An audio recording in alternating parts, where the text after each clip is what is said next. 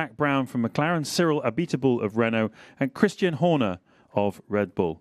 Zak, let's start with you. After much deliberation, you've separated from Honda.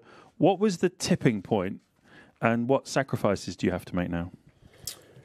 Well, let me start, James, and then I'll come back and answer that question. I want to thank a lot of people because this has been quite a public process and involved a lot of people and required a lot of cooperation to get the outcome that I think was best for the sport. So starting with the McLaren fans, they've been unbelievably supportive as we've been through a difficult 3 years and looking forward to next year. We're very excited to be partnering with Renault and all the work that Cyril and his team put in. And then it took the collaboration of Christian to my right, Toro Rosso and Red Bull. And then last but not least, Honda's been a great partner. Obviously, we haven't had the on-track results that we'd hoped for, but they certainly gave it everything they got. We felt it was time to move on. And then the FIA and Ross and Chase. So there was a lot of people that had to come together to make this happen. And ultimately, we knew, I don't think there was a specific tipping point other than we knew we were in trouble in preseason testing. And we needed to improve upon our 2016 results. So we knew we were in trouble then. And we've spent quite a bit of time, most of it been in the public domain, trying to find ways to get Honda competitive with us. And we ultimately couldn't get there in the end. But great that they're staying in the sport, and just want to thank everyone for their assistance. I think everyone's going to be excited for Australia next year. So does this mean Fernando Alonso will be staying with the team next year? Well, we're going to turn our attention to Fernando now. We've been speaking a lot. He's been waiting to see what technical solution we came up with. He won his 2 championships with Renault. He's very happy with the racing team. We're very happy with him. So I think in the not too distant future, we should be able to get something done, and that'll be the last big piece of the puzzle. Then I got to find us some sponsorship with our commercial team and get ready for next year. Okay, thank you. Cyril, coming to you, we've heard from Honda and Toro Rosso in part 1 of this press conference, their side of the story. We've now just heard from McLaren. Tell us about the Renault side, the engine swap and Carlos Sainz coming to you. Well, as mentioned by Zak, it's been a fairly long and complex process for the number of parties that this was involving. But I think that the solution reached is one that is good for all parties. It's in particular one that managed to keep Honda in the sport, and I think it's very important to keep a diversity of manufacturers involved. As far as we're concerned, it was not an easy decision. We know that we are making a competitor stronger. We know that very well. Having said that, the activity of Renault in Formula One since 40 years that we are in Formula One is in particular articulated around what we are doing on the engine side. We are a car maker. The engine is at the core of the automotive. That's what we've always been doing. We've been a works team on and off. We are currently on, but it doesn't remove anything to our engine activities that must be sustainable. And in relation to that, what we want to do is to supply aspirational teams, great drivers. We've done 13 years with Williams with 5 championships, 12 years with Red Bull Racing, 4 championships as constructors. So we really look forward to the start of this new association with McLaren. And can you confirm exactly which teams you'll be supplying with engines from 2019 onwards? Before 2019, there is 2018. And 2018, it's very clear, those 2 gentlemen on my right. And one thing I must stress is that they will get equity, a perfect parity of treatment between the Renault Works team, McLaren, and Red Bull. You said we were going to get better stuff. Yeah. Sorry, but this is a public one. So that's something that matters. And in relation to 2019, obviously with McLaren today, we are announcing a 3-year partnership until 2020, and the rest obviously is a bit of speculation at this point in time with Red Bull Racing. Okay, Christian, coming to you then. What is Red Bull's plan for engines from 2019 onwards? I understand that you alluded to this on TV earlier today. No, I think what you're referring to was I was asked a question about Porsche coming into Formula One, and I answered that very clearly, that we have an existing relationship with an OEM that don't make Formula One engines, and obviously that will continue. We are absolutely delighted for Toro Rosso with their Honda announcement. I think it's great news for Toro Rosso. It's great news for Honda. It's great that they're continuing Formula One.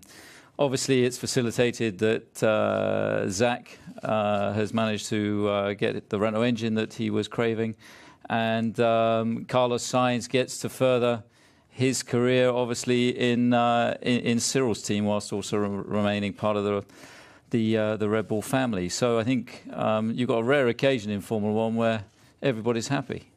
Does any of this make your job more difficult in securing the long-term commitment to Red Bull Racing of Max Verstappen and Daniel Ricciardo? Well, both of our drivers are, currently under contract, obviously for at least for next year, and it's down to us to produce a good car, be competitive, and then, of course, why would the drivers want to be anywhere else? We're obviously not short of options on drivers, but obviously our preference is absolutely to retain the two that we have in the car at the moment. And just a final quick thought from you. Very strong performance today, particularly in free practice too. Daniel was in here yesterday and he said he thought he might have a chance of winning this race. Does everything you've seen today, short runs, long runs, give you a bit of encouragement on that front? Well, I think both guys have had a strong day today, particularly Daniel has this evening had a strong session, but we didn't really see Ferrari's true hand, particularly on the short runs, and Mercedes always hold a bit up their sleeves. But it's been certainly a positive day. I think Daniel's invigorated by his new haircut that he turned with the other day, and obviously be using that air conditioning to good effect. Very good. Thank you very much. Right, let's throw it open to the floor. Please remember to give us your name and your publication when you ask a question. Who has the first one for us tonight? Yes. Andrew Benson, BBC Sports. Cyril, you described 2019 as speculation just then, but have you told Red Bull already that you don't want to supply them in 2019? And if you have, how do you intend to? Are you confident you'll be able to stick with that, given the undertakings you have to Formula One management? Well, I mean, obviously Red Bull is well aware of the situation, and right now we really want to focus on what's certain, and what the certainty is 2018. Any other year or situation will be looked at vis-à-vis different undertakings that we have with FIA. All manufacturers have got some obligation to supply, so situation is fairly straightforward, and I think that.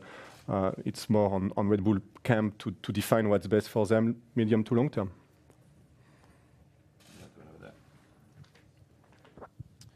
Chris Medland, Racer. Zach, if I can just ask you, in the Renault press releases, they talk about their midterm goals and challenging for championships in 2020. This is a 3-year deal, but do you see this as a short-term fix for McLaren? And is there any fear of Red Bull picking up a Honda power unit that has turned things around in the future?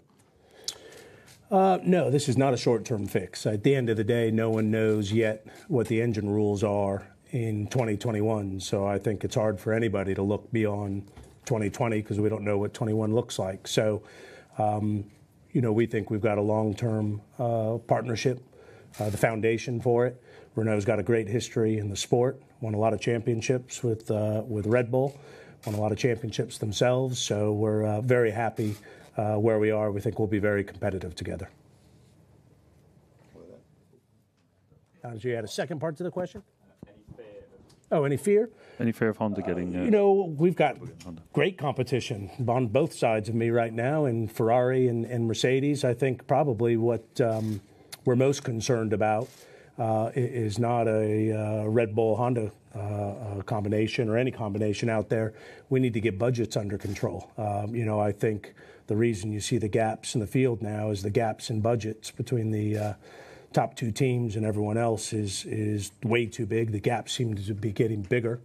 And I think that's something that Formula One is going to address. And so that's probably where our biggest concern is, making sure we get a more level playing field so many teams can win races 21 onwards. Gentleman over there. Dan Knutson, Auto Action and Speed Sport. Cyril, Red Bull and McLaren build very good chassis. You'll all have equal engines next year. What are you going to do to match them? Build very good chassis. How? Well, frankly, if we are in Formula One, it's not just to make up figures. It's not just to participate. We are here with ambition at some point in order to challenge top teams. Those two teams, are top teams, but there are two others, Mercedes and Ferrari. So it's not just, the problem is not just McLaren. It's all teams that we must be able to fight against by 2020. And in relation to that, we are recruiting, we are investing. We are hiring, obviously, drivers. We are finding new sponsors to improve the commercial side of the business. We now have sustainable association with McLaren. So all of these elements are playing a role in that target to be at the top by 2020.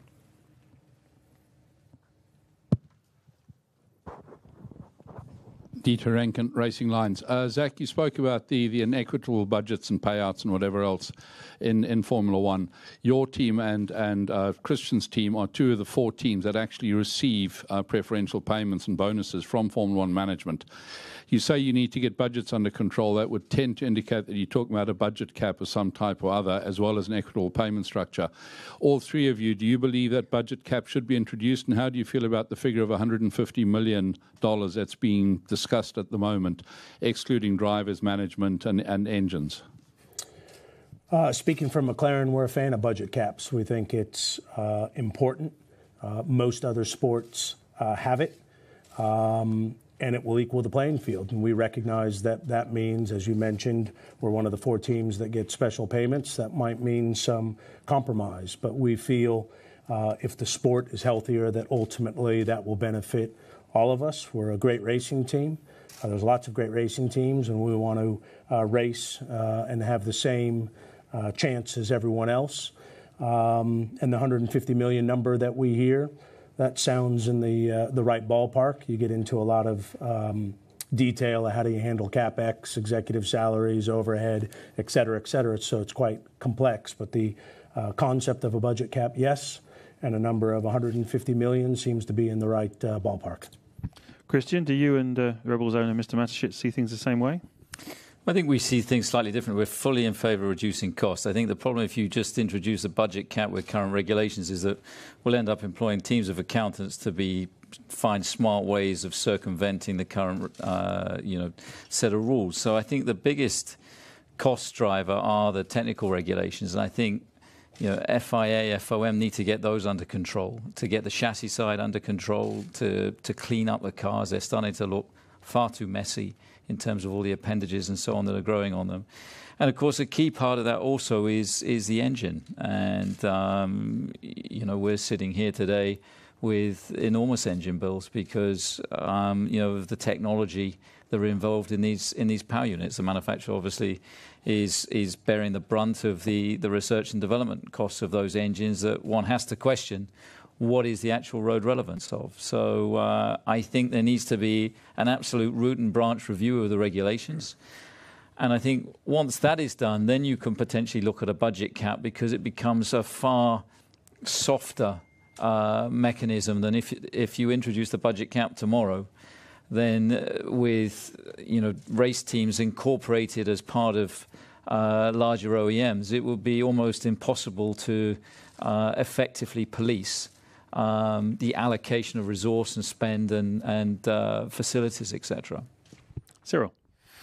Pretty much share the views of both McLaren and Red Bull.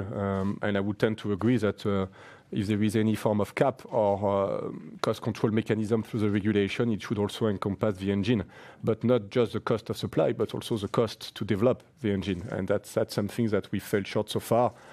It's a complex, but I understand that some things that Rosborn and Liberty are taking very, very seriously and will come up with some proposal in the near future. Thank you. Moving on, next one. Graham Harris, Motorsport Monday, motorsportweek.com. Question for Cyril and possibly a comment from Christian. As part of the package deal that's been done amongst the teams, you've now got Carlos Sainz for 2018. There's been much speculation that he could be in a Renault seat before the end of this year. Is that something that is potential to happen? And if so, Christian, would you be behind it? Cyril. Yeah, I want to talk about reality. The reality is that Carlos will be in the car in Melbourne in 2018. Obviously, your question makes reference to the situation of John Palmer. It's a speculation that him and the team had to live with for I don't know how many races, and it's really difficult on Joe and a bit unfair on Joe and the team, and to a certain degree maybe have had a negative impact on his ongoing performance. Right now, what I see is that we have a car that's capable of scoring points in Singapore. That's the focus, and we have an ongoing contract with Joe until the end of the season. Anything to add? We've lent Carlos out to Renault from 2018. We've retained him within the Red Bull family because obviously we rate him as a driver very highly. We'll be very interested to see how he performs against Nico Hülkenberg. I think any speculation prior to that is very much Renault's business. Gentleman over there with the green shirt. Abhishek Takle from Midday. Question to Zach. Honda brought a significant amount of investment to McLaren, which won't be there now. How you spoke about going out and having to raise sponsorship. How do you plan to plug that shortfall, and how confident are you that shortfall can be plugged relatively quickly? Thank you. Well, I'm very confident. We have control of our finances. We're a big team. We're fortunate in that we have very committed shareholders, that the remit is go win races, make the right sporting decisions, and then the business will follow. It's certainly going to be a lot easier to find sponsorship partners running towards the front of the field. It's something that we've invested a lot in the commercial team. It's a big area of my background. I'm certainly not responsible for the speed of the race car. And so I'm confident. It takes some time, but our shareholders are very committed, very aware, and we wouldn't have made this decision if we weren't prepared to work through short-term economic loss from the lack of Honda income. Welcome up the room, gentleman with the white shirt over there, please. Jérôme Borrell, l'équipe. My question is for Mr. Abiteboul. Could you please sum up the strengths of the two drivers you will have in your team next year? And could you please also precise the expectations you will have in terms of results? Thank you. Well, in terms of expectation, maybe it's a bit too early to talk about expectation for 2018, apart from the fact that it has to be a year where we continue the construction of the team and the progress toward, from the midfield to the top team. This season is not completed yet. We already have a big job ahead to try and finish better than where we are currently, and where I think the car is capable of doing much better than 8th to the championship where we are today. As far as the drivers are concerned, I think we will have a perfect combination and balance between experience, with Nico, lots of season, but also, something to prove. I mean, he's still yet to score a podium, and we hope to be able to provide him a car that's capable of that starting next year. And Carlos, still young, but already lots of experience in a good team, good organization, good academy. 3 years with Toro Rosso. We can remember also the years that he was against Max Verstappen, and actually the gap was not huge. I think everyone sort of wondered the decision of Red Bull, which obviously I'm not challenging, of going for Max rather than Carlos, which says something about Carlos' pace and abilities, and also the fact that Red Bull wanted to retain him as a driver and only be prepared to let him go as a loan, does say something about the pace of Carlos. And he's also not well known to the family. He was racing with Renault in junior categories. He won Formula Renault 3.5 and Formula Renault 2 liters. So it's also, to a certain degree, some form of a return on some things that we have invested, because sometimes people question why Renault is investing so much in these younger categories, and this example is a good example as to why we are doing that. Gentleman over there wearing the pink shirt. David Croft, Sky Sports F1. Cyril, Christian, I'm confused. The story's out there. You've not denied it, but you're not confirming it either. So on behalf of everyone who wants a straight answer to a straight question, are Renault supplying engines to Red Bull in 2019 or not? Well, look, David, anything that is beyond 18 is speculation. So that's neither confirming or denying. So the situation for 18 is absolutely clear. Anything beyond that will be dealt with behind closed doors, not through the media. in terms of what will be the future. So, I think the situation post-18 is very clear. Our focus at the moment is designing the best car we can for 18. We'll have a Tag Heuer Renault-provided engine. And that'll be the case for next year. Anything beyond that is speculation, conjecture, and there'll be all kinds of rumours, I'm sure, between now and then. Cyril?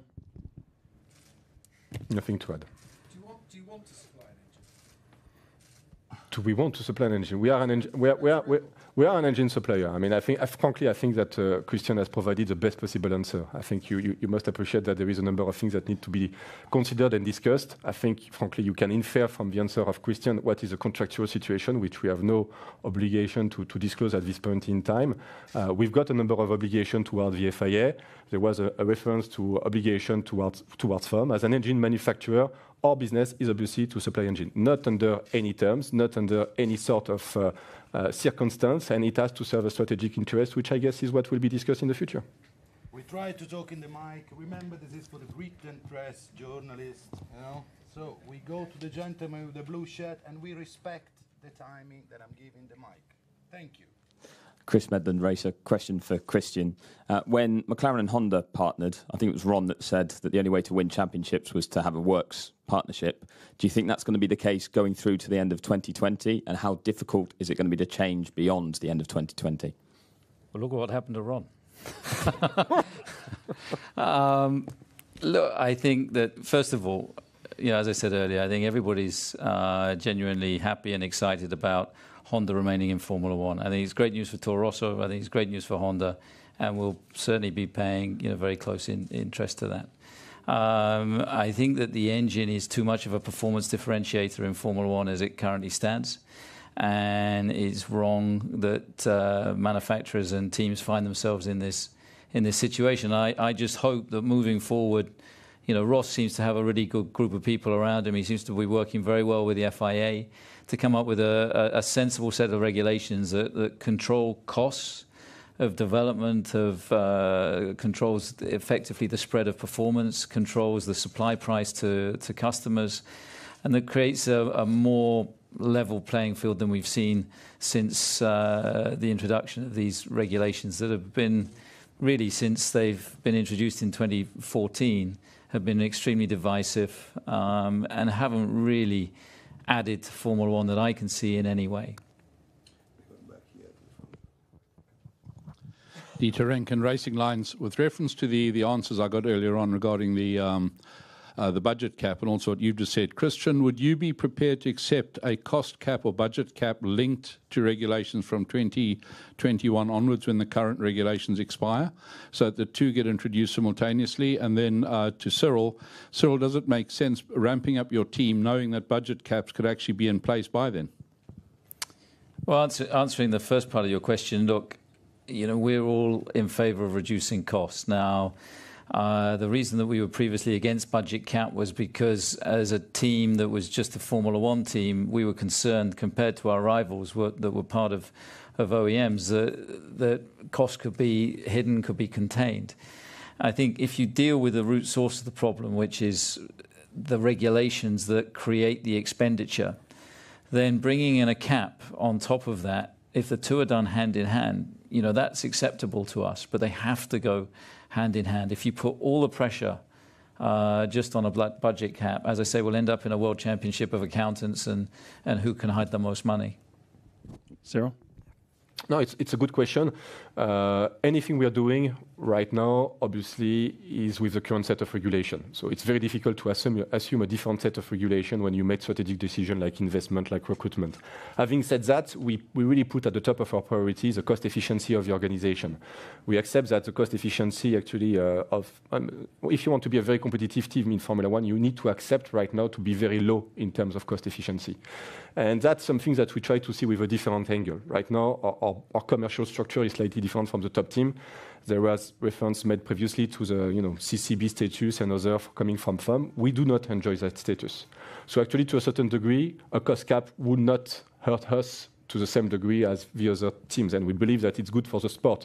So we are still at that position where we can adjust what is our landing platform in terms of recruitment, so we don't feel that there is any risk related to that.